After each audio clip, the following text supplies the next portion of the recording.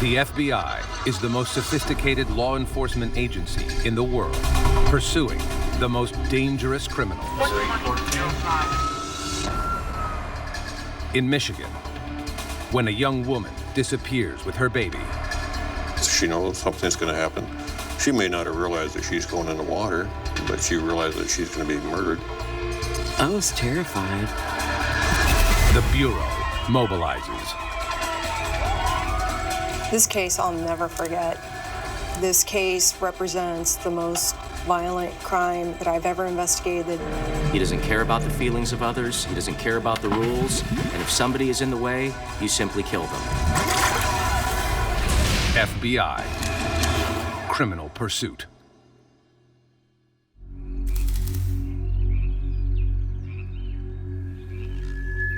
It's the morning of August 8th, 1996. In the small rural community of Cedar Springs, Michigan.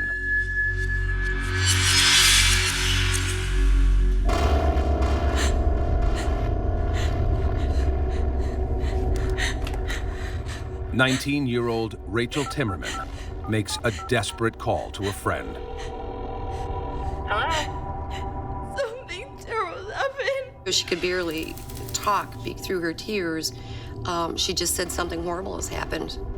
And I said, do you want me to come? I'll come right now. Jackie rushes to Rachel's house, which she shares with her mother and younger sister. Rachel, what's happening? Jackie has counseled Rachel since the girl was 13 and knows her home life has always been hard. Her mother really didn't provide well for her, be it food, finances, or clothing, or emotional support. She went to school erratically, and there were issues with clothing, and she had nothing to wear to go to school. Rachel experimented with drugs and was slipping through the cracks until she got pregnant with her daughter Shannon. For the first time, she had someone who truly loved her. Oh, she was the happiest baby. She laughed constantly. She almost never cried. After Shannon, she was really a changed young woman. She didn't party, she didn't smoke dope, she didn't drink. She wanted the best for Shannon. She wanted to rise up herself so that her daughter would be able to look up to her as a mom. What happened to you?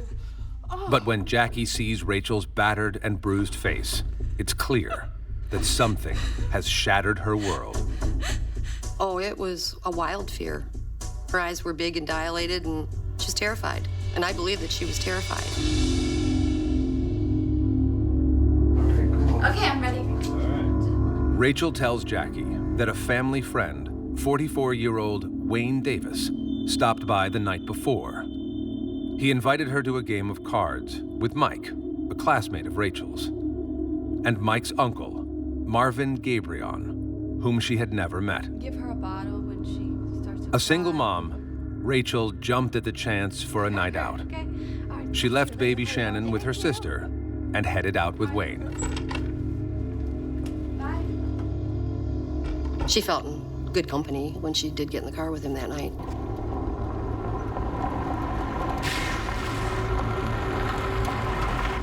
Rachel was anything but safe. They're driving down the road, and Marvin pulls over, and he kicks both of them, Mike and Wayne Davis, out and took off and pulled her out of the car and started trying to rape her. And she tried to fight him off, but he got the best of her. According to Rachel, Marvin Gabrian raped her repeatedly, savagely biting her nose and banging her head on the ground.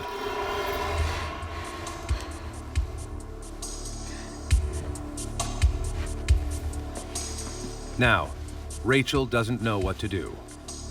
After consoling her, Jackie encourages Rachel to go to the hospital and report the rape. I did talk about justice and, if you don't report this, he's gonna do it, he'll do it again and again. She didn't value herself enough to think that her getting raped even mattered. Newaygo County Sheriff's Detective Sergeant Dave Babcock meets Rachel and Jackie at the hospital and takes Rachel's statement. She was afraid of him, and she made that very clear, and I certainly understood that, but at the same time, she wanted to press forward with charges. And on the way back, I said, you know, I'm really proud of you.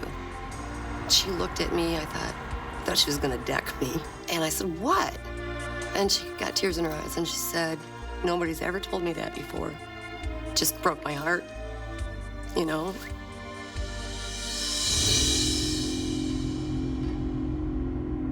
Detective Sergeant Babcock tracks down the alleged rapist, Marvin Gabrian, and asks him to come to the station. Gabrian promises to show the following day, but doesn't. Instead, he faxes Babcock a 5-page detailed explanation of events. It's the first and only time I've received a suspect's statement about a crime or an incident through the fax. He indicated that it was her idea to have a sexual encounter. She was making a fake rape complaint against him. But Gabriel's version of the story doesn't match the evidence.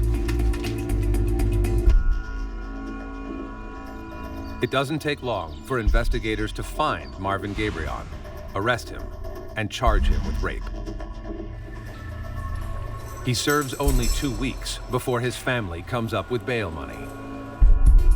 Wayne Davis, one of the witnesses to the alleged rape, posts his bond.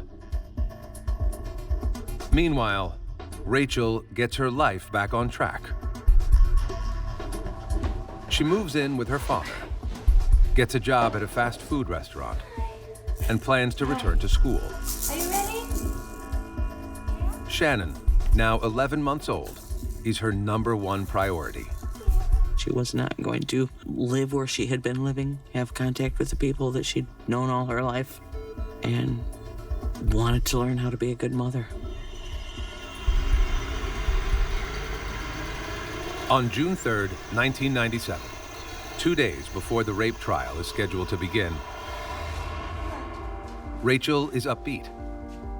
She tells her family she has a date with a guy she met at work. A really nice guy who wants her to bring the baby along. She was pretty excited about it. She fixed her hair. She said she'd be back later. All right, let's go.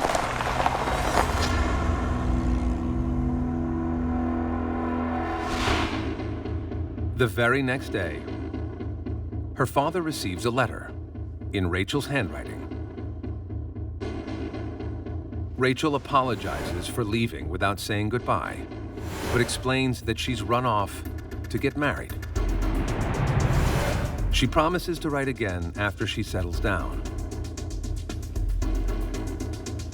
Knowing Rachel's impulsive, free-spirited nature, her family and friends consider the possibility that she may have, at last, found the fairy tale.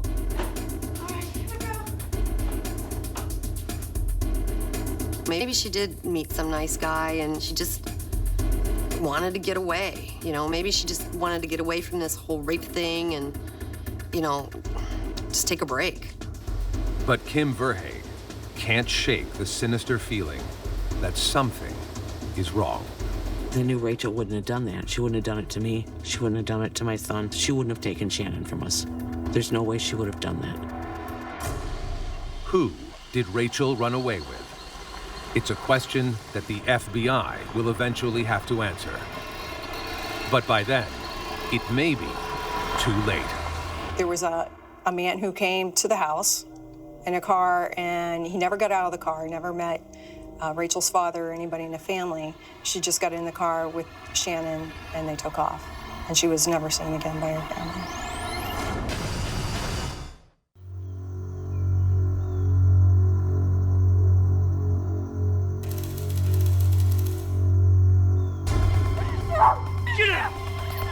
It's been 1 year since 19-year-old Rachel Timberman was brutally raped by Marvin Gabrian. Finally, it's her day to face her attacker in court. But Rachel has had a sudden change of heart. She sent her family a letter saying that she's run off with a mysterious guy she met at work and has taken her 11-month-old daughter, Shannon. She had said she'd met a nice guy. So I thought, well, maybe, maybe she did. Maybe she did. I was really hoping that for her. The court hearing comes and goes with no sign of Rachel. Within days, she sends both the prosecutor and judge handwritten letters with a stunning message. She wanted to drop the charges. She moved out of the area, and she was recanting her fake rape charges against Marvin Gabrian. Both letters are postmarked Arkansas. And just like the letter Rachel's family received, both have an unusual feature. These envelopes that these letters came in weren't typical envelopes where you stick a stamp on with your thumb. They had a holographic stamp that was built into the envelope. So that's unusual. You don't see that all the time. Unable to locate Rachel, authorities dismiss the rape case against Gabrian. On June 14th, Father's Day, and the day before baby Shannon's first birthday, the family receives another letter from Arkansas. In it, Rachel identifies the man she's with as Delbert and says he just got a job in Little Rock. She also says she's considering living in Arkansas forever. Kim Verhaeg can't believe it's true. Frantic with worry, she badgers Rachel's family with continual calls. I said, the letter, did it sound like her? Did it sound like Rachel had said this? Oh yeah, sounded just like Rachel. I called there almost daily for the next 2 weeks.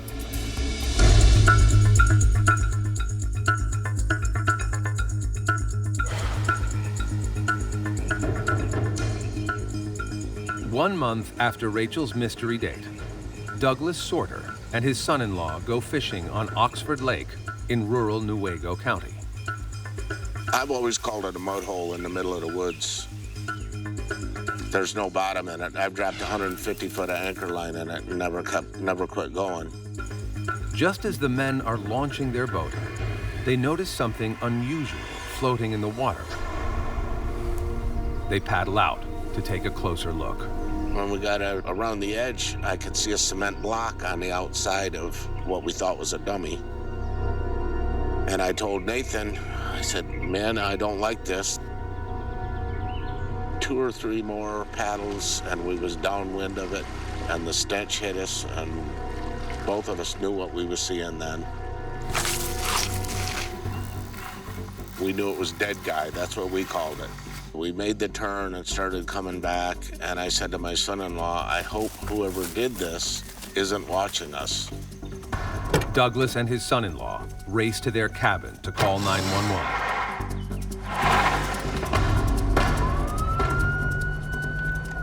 Newaygo County Sheriff's Detective Sergeant Dave Babcock responds to the scene. He's soon joined by Michigan State Police Detective Sergeant Richard Miller. Obviously, it was a homicide. Quite evident was the body was also wrapped in duct tape around the eyes and the face.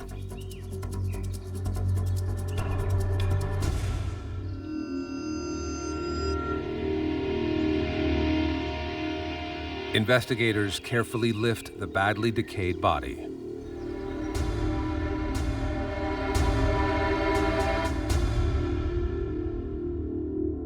And are able to retrieve fingerprints. The body is taken to the medical examiner, who determines that it is an adult female. She appears to have had several surgeries, including a C-section, and could be as old as 50. Her eyes and mouth were taped shut, her hands cuffed behind her back, and she was chained to 63 pounds of concrete blocks that are marked with red paint and secured by padlocks. The medical examiner confirms that the woman was dumped in the water alive. You can only imagine what she must have thought. You know, this is her last moments on earth. She knows something's going to happen. She may not have realized that she's going in the water, but she realized that she's going to be murdered. She must have been very lonely, extremely hopeless feeling. Kim Verhaeghe reads about the murder victim in the local paper and is immediately suspicious.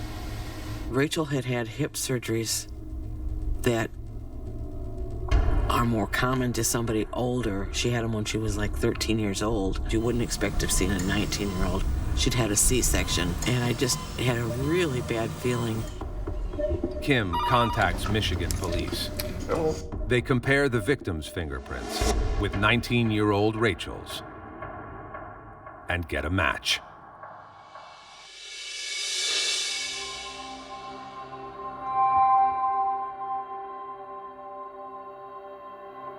I think all of us were still in like shock and disbelief that this horrendous, horrible thing had happened to Rachel. It was hideous. It was a hideous thought. What's even more terrifying is that baby Shannon is still missing. Was she too callously murdered? Or could she still be alive somewhere?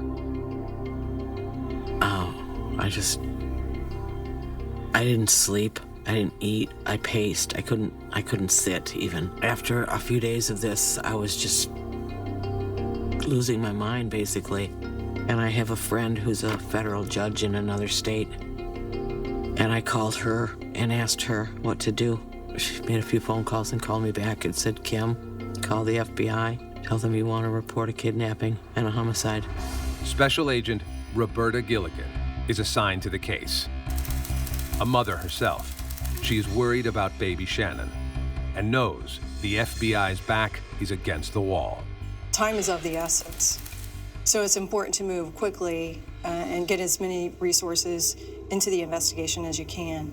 And start following leads, find out who was Rachel with, and to develop a possible suspect and try to track that person down to see if they might have any information about the baby or anybody who was in contact with Rachel.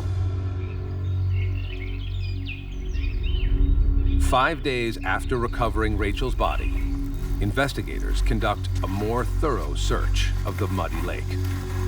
The cadaver dogs that we used at Oxford Lake kept indicating there were more human remains down there. We couldn't find those. The FBI then issues a nationwide alert for the 11-month-old. Missing persons flyers are posted all over Cedar Springs.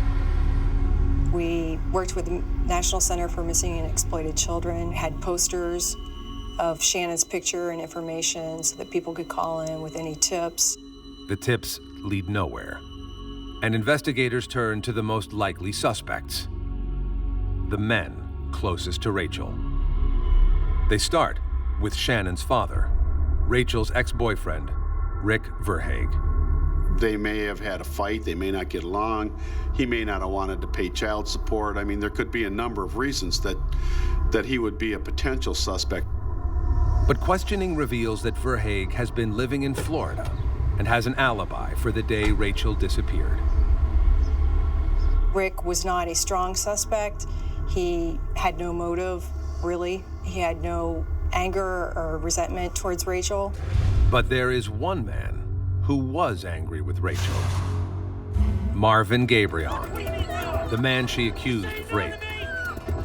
In fact, agents soon learned that Gabrian had threatened her to keep quiet at the time of the rape. You're not gonna tell anybody, are you?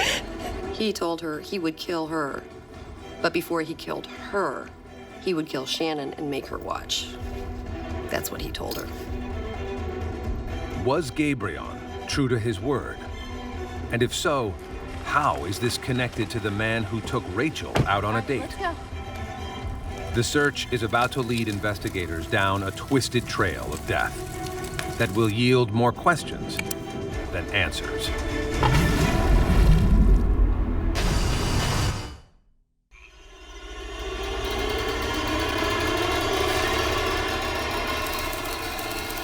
2 weeks after the body of 19-year-old single mother Rachel Timberman is found handcuffed, bound, and chained in a Michigan lake, authorities are on a desperate hunt to track her killer and find her child, Shannon.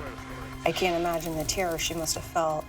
And even worse, knowing that she was going to die that way, is what she must have been thinking about her one-year-old daughter, Shannon, and what was going to happen to her. FBI agents and Newaygo County authorities still have no idea where baby Shannon could be. Time is running out, and they need to question Marvin Gabrian, the man Rachel had accused of rape, but he's nowhere to be found. He was very mobile, so we just knew that we were going to have a hard time in locating this individual. Finally, authorities get a lead. A man named Gabriel is supposedly living in the predominantly Amish community of Altona.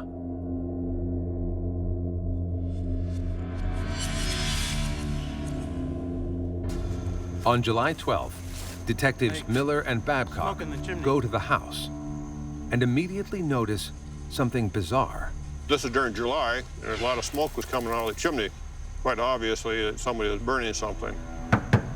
The detectives knock on the door, but no one answers. They case the property and discover a pile of concrete blocks covered with black tar and red paint. Cement blocks drew our attention because they appeared to be quite similar with the markings and type that we found on the body of Rachel Timberman. They question neighbors, who confirm the house is actually occupied by Marvin Gabrian. But they haven't seen him around lately. And even more strangely, the handyman Gabrian had hired, a guy named John Weeks, has also mysteriously disappeared. No one had seen him. No one had also reported him missing. They just assumed he was out of the area. Authorities quickly track down John Weeks' girlfriend. Surprisingly, when shown a photo of Marvin Gabrian, she identifies him as Lance. She tells investigators that Lance and John Weeks took off for Texas to buy marijuana, but she doesn't know how to reach them. And she reveals something chilling. She told me there was one time that she'd caught her boyfriend, John, making phone calls to a girl named Rachel. And it angered her. Why are you calling a girl when you're going with me? And reportedly it was explained that John said, I'm doing a favor for Lance. I'm trying to hook him up with this girl named Rachel. And that's all she knew. Investigators now suspect that John Weeks may be the one who took Rachel out on the date that led to her death. Might he have even been her killer? Authorities wait anxiously for the crime lab results on the evidence found at Gabriel's house. They're rewarded with an important break. Those blocks that were found on Rachel Timberman's body were a match to the blocks found at Marvin Gabrian's house. It was like a fingerprint. State Police Detective Sergeant Richard Miller and Sheriff's Detective Sergeant Dave Babcock return to Gabriel's house in Altona, armed with a search warrant. Gabriel is still missing, but they're just in time to catch his family members doing something odd. There was a pickup truck backed up to the garage door here, and they were loading stuff from within the household into the pickup truck. That was very much a concern for us, that the family was assisting Marvin and just to dispose of evidence, having no real idea what evidence we might locate, but we're concerned, absolutely. Babcock and Miller order the men to put everything back in the house, then enter the premises to carry out their search. One thing that really stuck out in my mind is that his use of duct tape. Literally, he hung his curtains with duct tape. The detectives recover cans of red spray paint, like that found on the concrete blocks, and several keys used to open padlocks. Even more disturbing, a book titled The Perfect Victim. But it deals with a sexual predator who kidnaps a woman and holds her as a captive for his own personal sexual uses. That was the only piece of reading material that I found in the whole house. Investigators determined that the keys unlock the padlocks that helped bind Rachel Timberman's body. Still, it's not enough to move the case forward. It's not like DNA. There's a certain number of keys that will open the same lock, and that's distributed throughout the country. So you can't say that this key is the only key that opens that lock. Marvin Gabrian's family won't reveal where he is, but authorities are learning more about him and are convinced that he's a first-rate scam artist and con man.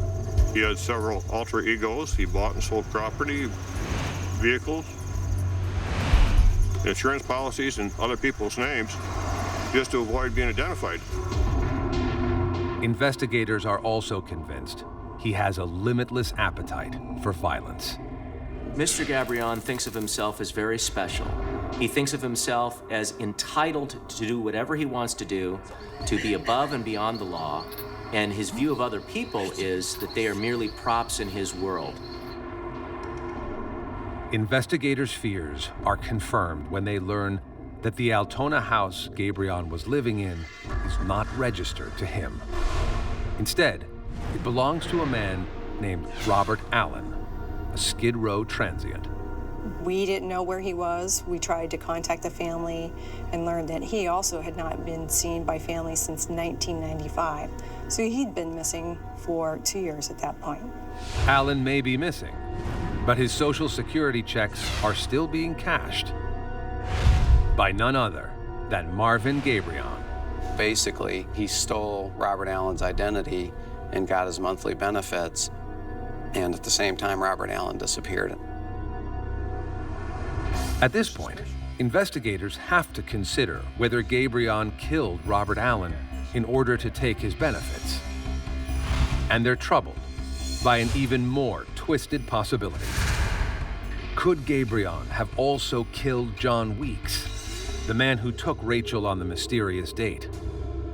He hasn't been seen since he told his girlfriend he was leaving for Texas with Marvin, AKA Lance Gabrian. We were able to document that Lance or Marvin never went to Texas, and that John, to my recollection, lacked the mobility. I don't think he had a proper vehicle that could even get him down there. So I suspected that there's one more for us, you know. With two of Gabrian's associates presumed dead, investigators try to get in touch with Wayne Davis, the friend who posted Gabrian's bail and the prosecution's star witness in the rape case. But Wayne Davis has also been missing for weeks and was last seen with Marvin Gabrian. The suspected body count around Gabrian is growing like wildfire. In addition to Rachel, there are now 3 men he's suspected of killing, all to avoid facing a rape charge. Marvin Gabrian is an antisocial personality disorder and a psychopath. He doesn't care about the feelings of others, he doesn't care about the rules, and if somebody is in the way, you simply kill them. If we didn't catch him soon, we knew other people were going to be in trouble. There were still witnesses in a rape case, other witnesses who might have put him with John Weeks or Wayne Davis. Everybody was afraid. Police suspect Gabrian is killing everyone in his path. Will Shannon be his 5th victim? I just think that he absolutely thought he was above the law and nobody was going to put him in jail, and anybody that tried to was going to die.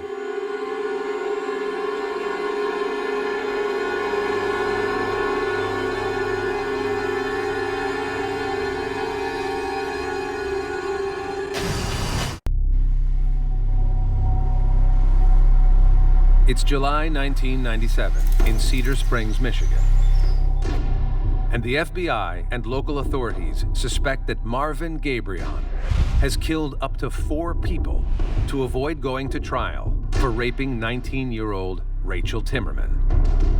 Marvin Gabrian is about as ruthless a predator as you could possibly encounter. He doesn't have any empathy whatsoever for another human being, and if they're perceived as being in his way, he'll simply eliminate them, and he won't feel any remorse about it. He has no conscience. And the evidence against him in Rachel's murder is growing.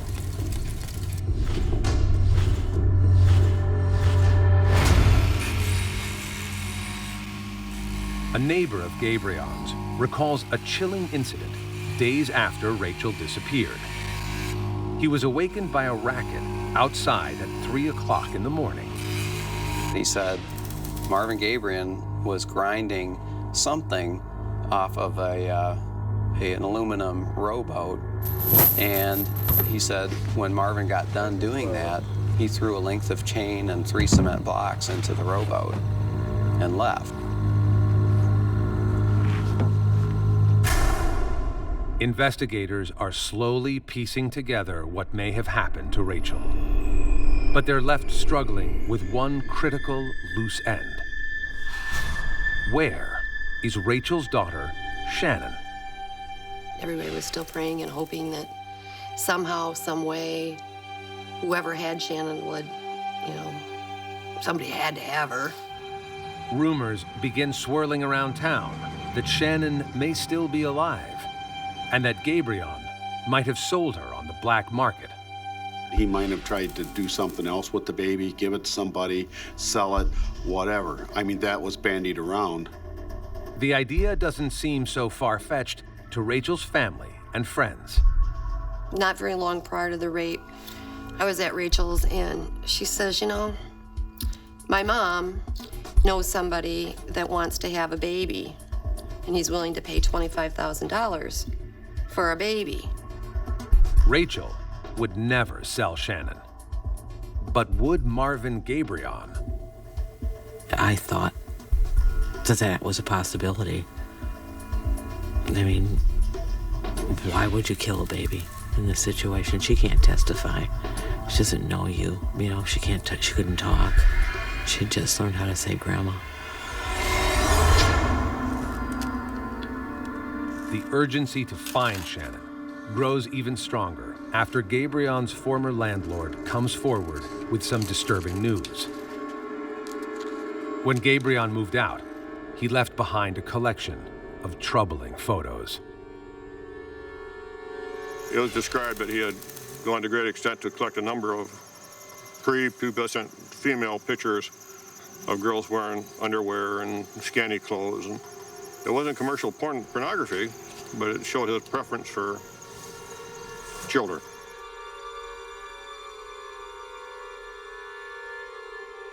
If baby Shannon is still alive, there's no telling what kind of trouble she may be in. Investigators need to find her before all hope is lost. On July 18th, 1997, a few weeks after Rachel's body was found in Oxford Lake, investigators finally get a fresh lead on where Gabrion is hiding. A family member comes forward with information about a campsite Gabrion is using near Hungerford Lake, about 7 miles from Oxford Lake. Authorities race to the area, hoping Gabrion is still there.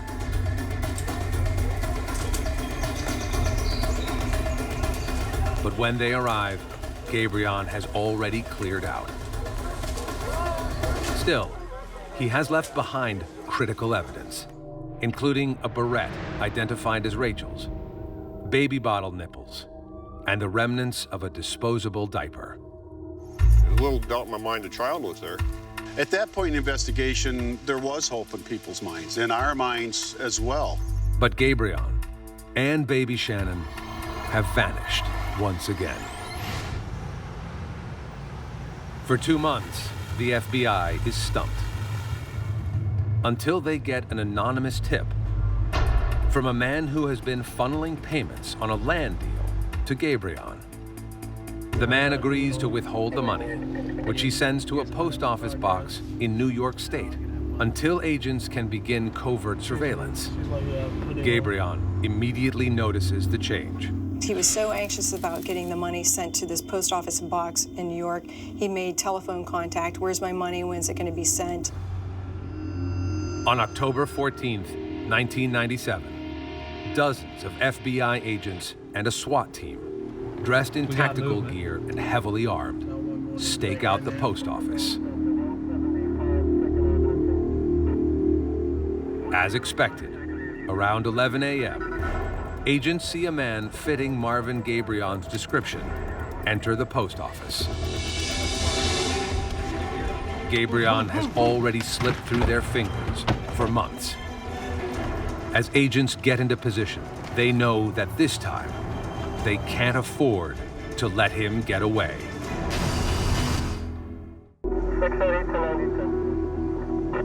October 14th, 1997.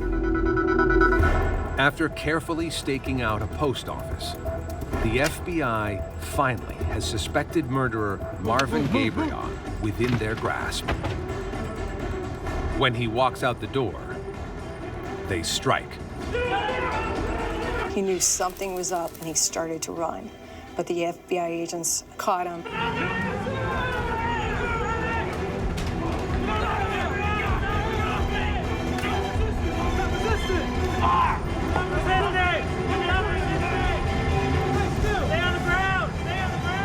To this day, it's one of the best days of my career, knowing he was caught and he wasn't going to get out. Finally, Marvin Gabrian is in custody. But will he reveal any information about baby Shannon? The investigators' hopes are short-lived. Gabrian denies having anything to do with the baby's disappearance or her mother's murder, as well as the other victims.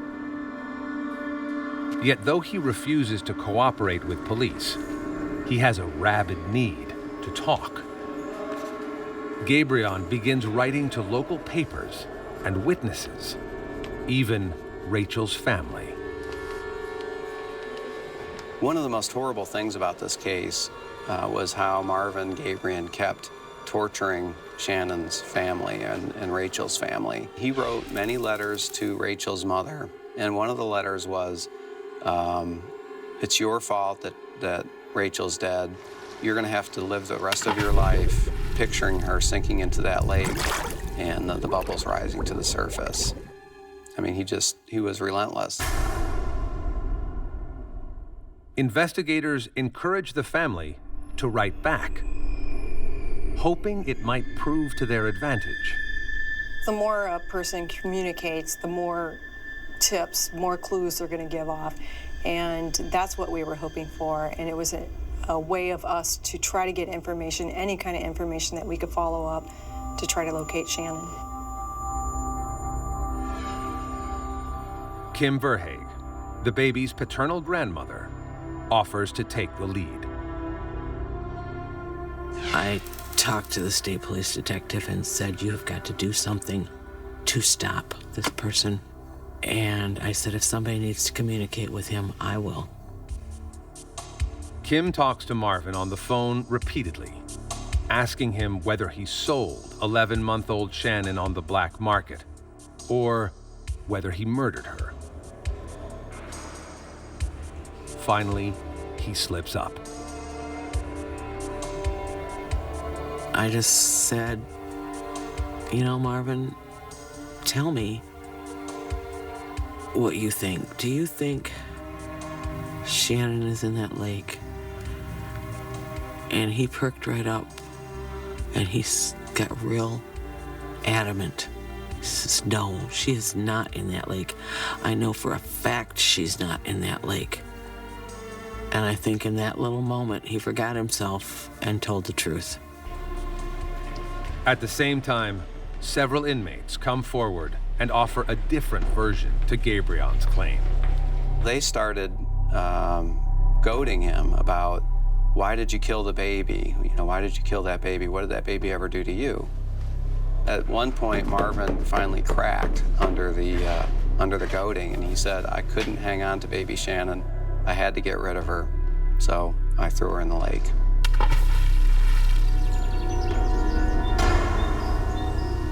In May 2001, authorities decide to make one more major attempt to search the murky Oxford Lake. It's a lake where the water doesn't move very much. It's very mucky, and the hopes were that we might find something in the muck that stayed in place. That was our hope.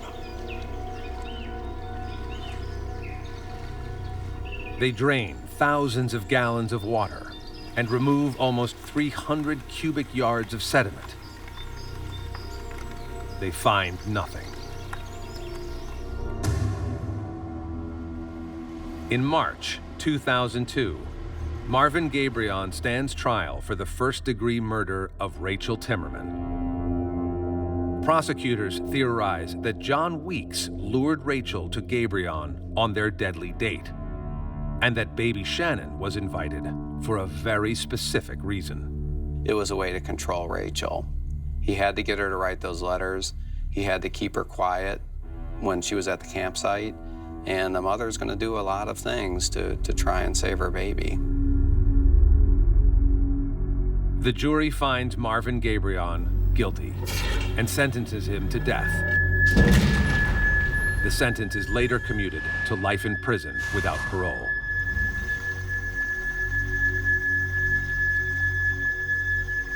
In July 2002, canoeists find the body of Wayne Davis in Manistee Forest's Twinwood Lake, a half-mile from Gabrian's childhood home.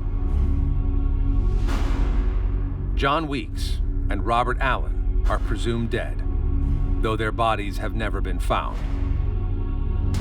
Gabrian has not been charged with their murders. Baby Shannon is still missing as well. Kim Verhaeg can only hope to keep the vow she made to Rachel at her funeral. I promised her, standing at her coffin that day, that I would do everything I could to get Shannon back and protect her. Baby Shannon's family is offering a reward for information leading to her return. There's a possibility she's still out there. It's just not probable.